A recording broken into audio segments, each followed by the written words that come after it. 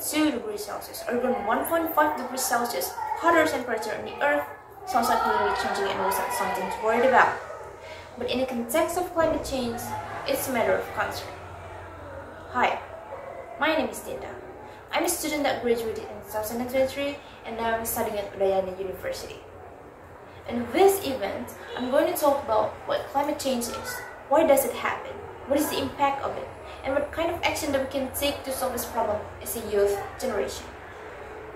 Basically, climate change is a situation where there's a change in the typical weather for a region, such as high and low temperature and amount of rainfall over a long period of time. 3 years ago, when I have a class where students discuss about this topic, about climate change and global warming, the 15 years old me became interested in this topic and tried to learn more. However, when I searched about it on the internet, I found some people say that climate change isn't real. As a person who lives in an impacted area with climate change, I'm not interested in it. But I'm still curious about why they don't believe the climate change. Then I found out some of them think that climate change is a natural cycle, and they are just paying attention to a short term of time, like 1, 2, 3, or 5 years ago, and they compare it to the present, so they didn't find any different. But if they calculate it from decade to decade, I'm sure that everyone can see a big difference to this planet. They also tend to view this issue on a limited scale, such as within a single country or region, but they are not paying attention to the global condition. Their opinion is, if the rising temperature is real, then there should be drought on Earth. But why does rain still occur frequently? Well, sun's temperature can cause evaporation of water, which eventually leads to rainfall. Rising temperatures lead to faster evaporation of water, and it makes more frequent rainfall happen. Did you still not believe that climate change is real? Alright, let me tell you a story about my family. My father and grandfather were farmers. From the year 1970 to 2010, we enjoyed bountiful harvest from a farm. Coffee, cloves, cocoa, mangoes, and durian, it's so easy for us taking care of it. However, from 2014 until now in 2023, everything has changed. We're facing crop failures. Unpredictable weather, high rainfall, and increasing temperatures have become the primary factors that contribute to the crop failures that have occurred. Now, my father is struggling to find solutions for this problem. He is studying organic farming and how to maintain our nation's communities to avoid crop failures. Our soil condition is slowly improving, but unpredictable weather still remains our biggest adversary. The problem is, this crop failures isn't just happening in my environment, but it was happen in many places in this world. If we let this happen in the world, we will face a massive food crisis. Then it can lead to the rising market prices. When the rain seasons come, there's a lot of food disasters happen. This was brought many effects, ranging from health issues to increased crime rates and financial losses. Street is also impacted. People will try to repair the damaged roads, but massive cement production is a big contributor to the problem, to the pollution. And at the end, it just makes the climate change even more worse than before.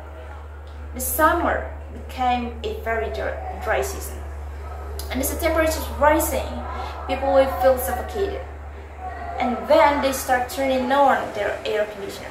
But they don't know that this cooling device releases heat and greenhouse gases. This is how it then becomes a vicious cycle that can worsen the situation. Living in this planet is just getting worse from generation to generation. Don't you miss a time when you can see a lot of plants around you? The time when getting fresh air is the easiest thing to do because there's no pollution around. The time when growing crops is so easy. The time when you don't even know what air conditioner is because the temperature isn't too hot to live with. Or maybe you've never lived in that time because this earth has been changing even before you were born. Our future will still,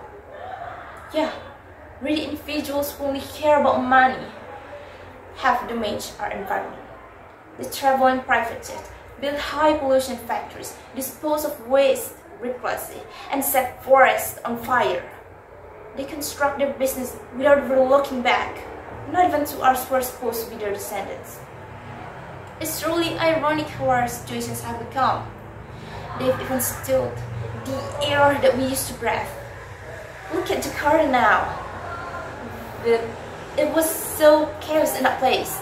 There's pollution everywhere. Clean drinking water, a vital necessity, is a hard thing to get.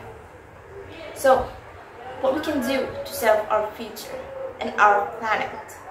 I think the first thing we need to do is being aware to the climate change. At least we know that it's real, it's happening now, and we need to accept the reality. After that, we need to learn about it, talk about it, and there will be more people who listen and care about this issue. Now, we have technology. Now, we have social media, and we can share this information to everyone. Now we can do a lot of things. We also need to do the preventing action, such as saving energy, drive less, manage your waste, stop using air conditioner, etc. I know what we did may be not enough, and we still need the government's participation to make some regulations so that carbon pollution can be reduced. While waiting for that, let's continue to monitor this issue because it's a very serious matter. I hope everyone who watched and listens to me now can participate to save our planet, our home. I'm Dinda. Thanks for your attention.